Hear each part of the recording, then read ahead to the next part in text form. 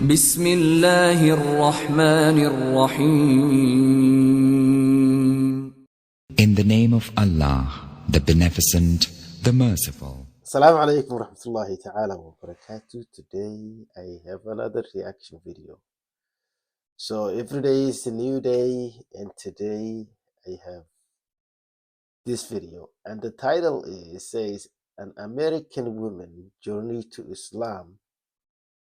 Islam revert story, Muslim revert story. Yeah, it just goes back and forth. So brothers and sisters, let's get to this video and see how the sister reverted to Islam. I think she did a long time ago. It looks like a video is older, and maybe she reverted maybe like long years ago. Let's get to this video and discover the story. Most of the time when somebody American like me comes up in front of a group who have been Muslim their whole lives, they ask, how did you get here? True. How did you embrace Islam? Yeah, that's right. And I actually, as the sister mentioned, was here a student at Iowa State University, and I was eating in a special cafeteria that was for people with special diets. I happened to be vegetarian, which meant I was already a black sheep, if you can imagine, in the 1970s, in the Midwest, the pork belt, being a vegetarian.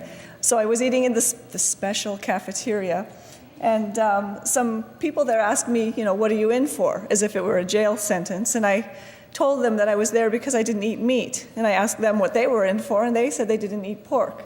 So I was intrigued as to why, and I asked, why, and they told me they were Muslim. So I was curious, and this led to a bunch of discussions about politics, religion, and everything else you're not supposed to discuss over dinner. But one day they asked me what I believed in, what my faith was. And I told them that I believed in one God, certainly, and I respected the prophets, and I knew that the prophets all brought important messages, and it seemed to me that the message was all the same. But I didn't think that it was right to pray to any of these prophets. So I was actually a Sunday school teacher at the church across the street here on this campus, in an Episcopalian church. And I was struggling with the fact that they were praying to really essentially Jesus, and I had a hard time with this, so it wasn't making sense to me. And so eventually I asked them, when I told them what my beliefs were, they told me, she's Muslim. And I was so shocked. I was horrified, actually. I'd never really heard the word, and I didn't know anything about the faith of Islam. And I got very suspicious and skeptical and asked them, what is this, Islam? And then I remembered, wait a minute, maybe we studied this in social studies class in high school. And all I could remember was that in the East, there were some foreign-looking people. They wore saris and dhotis, and they worshipped cows. So I asked them, do you worship cows? What? And they, of course, laughed. Thank heavens they weren't too offended. But this is the ignorance of being raised in the Midwest. We so often don't learn anything about Islam. And if we do, it's a paragraph in the social studies text, often forgotten by the ripe old age of 19, where I was when I embraced Islam. So they told me a little bit about Islam. I read some books, and now in retrospect, I think, alhamdulillah, that I learned about Islam through the books, and I didn't learn about it from really Muslims per se, because I might have been extremely disappointed in the behavior of some Muslims. In fact, those Muslims that taught me about Islam, I embraced Islam the first day of Ramadan, 1979. And we fasted and prayed, and they taught me as best they could remember how to pray, etc., etc. And then after Ramadan ended, they weren't praying anymore. And I said, doesn't it say that you're supposed to pray 5 times a day? And they said, well, yeah, So obviously, the people that brought me to Islam weren't perfect as far as their practice of the deen.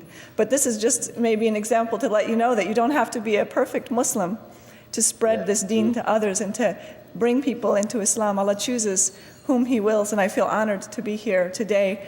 The circle has completed that I'm back here on the campus where I embraced Islam. Wow. At that time, I drove a motorcycle to Iowa State, which I think people found intriguing, because when I wore hijab and wore the motorcycle helmet and took the helmet off, I was still wearing hijab, and people found it quite unusual. But there's not too many Muslim women on motorcycles at the Iowa State campus, I think, to this day.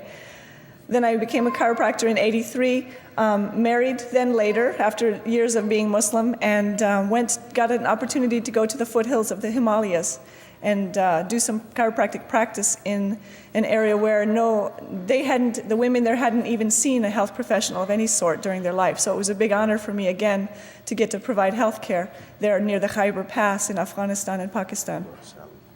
I got to go to London for a time, be introduced to the cat named Cat, Yusuf Islam, or Cat Stevens as people of my generation referred to him as. And I was very moved that another person was on the same kind of spiritual path from being a tree-hugging hippie like myself into Islam in the late 70s. Then I went to California and taught, as the sister mentioned, and Ustadji, who knows what that means here in the audience? I think some of you who are Pakistani know.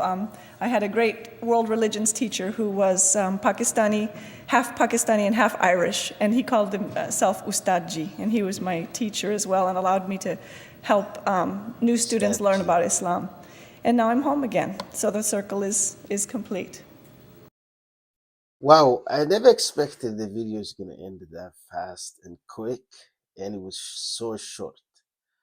Okay, let me share this story with you guys. There's some guy who were messaging me back and forth on from YouTube platform to my email address. What's the problem that drives somebody to message you looking for your email information to message you and talk to you so badly? Yeah, I don't understand really, because this guy, he was like so messed up. I don't really understand what drives him so crazy, but he just don't want to see people that are different from him, or maybe he want everybody to be just like him. I thought that was he had like an Indian name. Not all Indians are the same, but this guy was another level. Coming to the video, his sister explained that she discovered Islam in 1970s. Well, that was a very long time ago, and that's when she embraced Islam by seeing like Muslims in the I think what she said, it's like a food restaurant, some form of restaurant. So she met up with Muslims there, and she discovered Muslims and Islam for the first time. Yeah, in some countries, they just don't want to hear about Islam. That's how bad the truth hurts people. Because if you see something that people hate so much, other people will try to discover it. And why?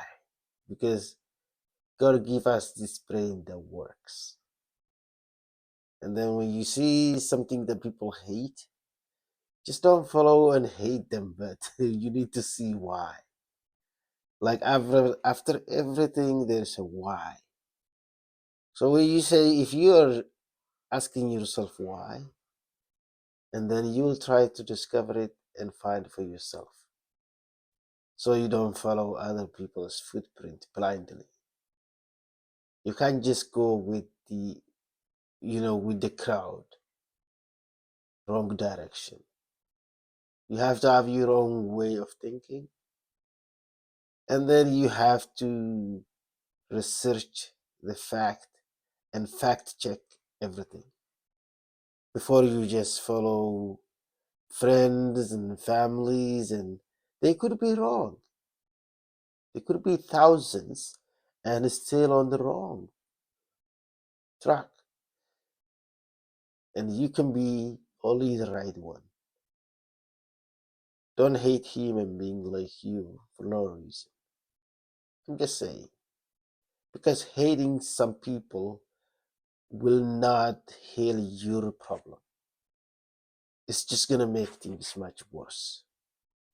But this guy just who messaged me and telling me all kind of garbage, he doesn't know me. I don't know him. So does that make any change, anything? It's just nothing. Don't waste your time doing something that don't benefit you. So brothers and sisters, I have to end this video, and I will see you in the next video. Assalamu alaikum wa rahmatullahi ta'ala wa barakatuh.